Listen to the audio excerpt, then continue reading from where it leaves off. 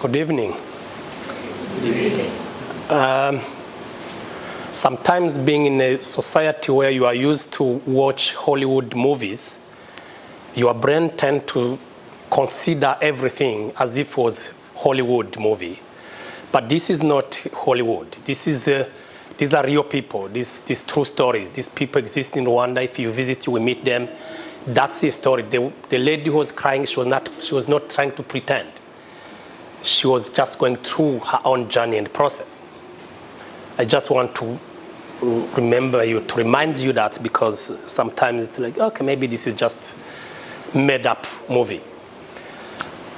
As I travel, sometimes I have the opportunity to meet people and share with them some of these stories. There is one question which comes always to me and has two sides. And the question is, how can this happen? How can this happen? And when people ask that, one side they want to understand, how could something such a genocide could happen? But at the same time, how can a survivor be able to forgive the perpetrator? That's the question, one question with two different meanings. And my answer is simple. It's because we humans are able to do both. We are able to hate and we are able to love, and that's our choice. It's not just by accident. Maybe there are fuels, maybe there are things that's watered all those things, but it's our choice. We can choose to love or we can choose to hate. We can choose to revenge or we can choose to forgive. Those are choices we can all make. It's not magic, it's not. But at the same time, from being in this other end, people think this is Africa.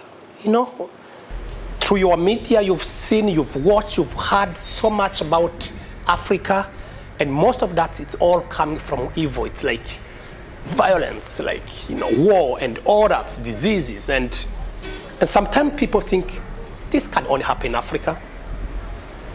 But no, this can happen everywhere.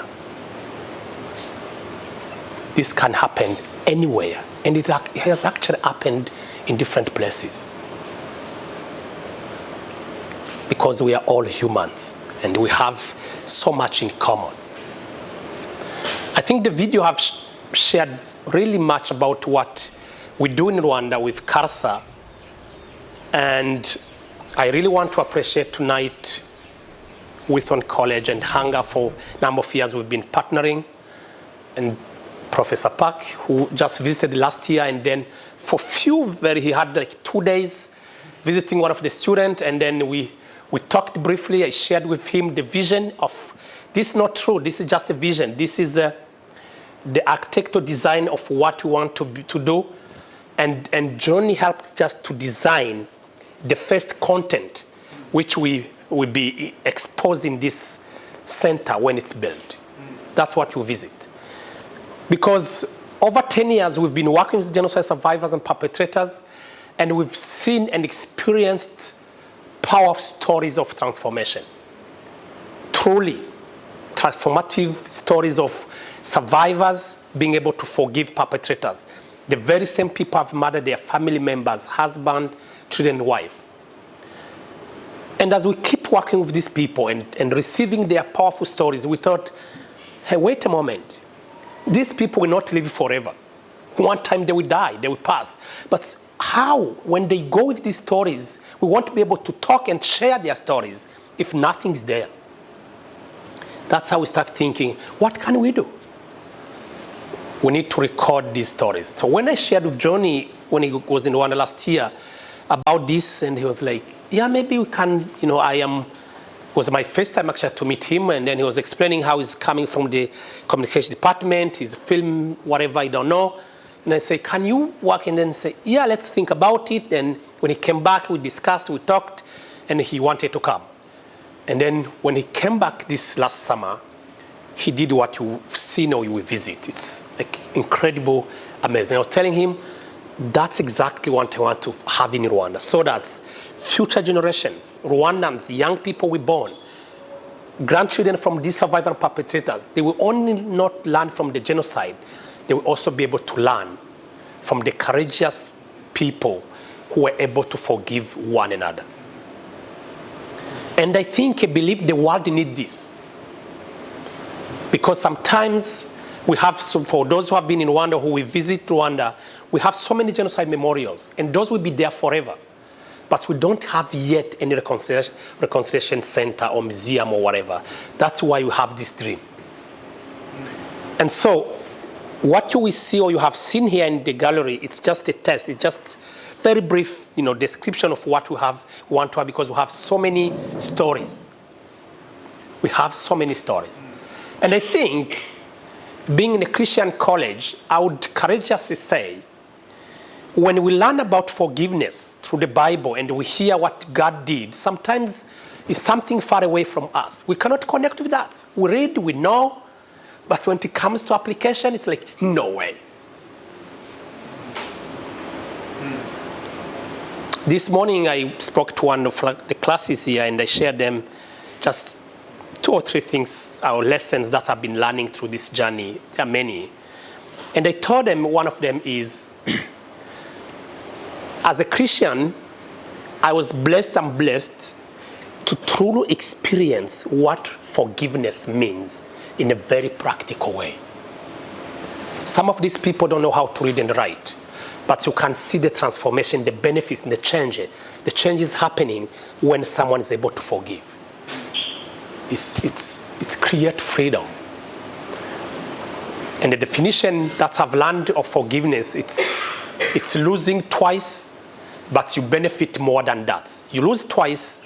One, you've lost when you were abused, but secondly, you lose when you accept to release the pain and the anger and the revenge spirit. But at the same time, you gain freedom. You don't allow the offender to control your life. Because when you can't forgive, you are giving the offender the right to control your life. So that's the power of forgiveness.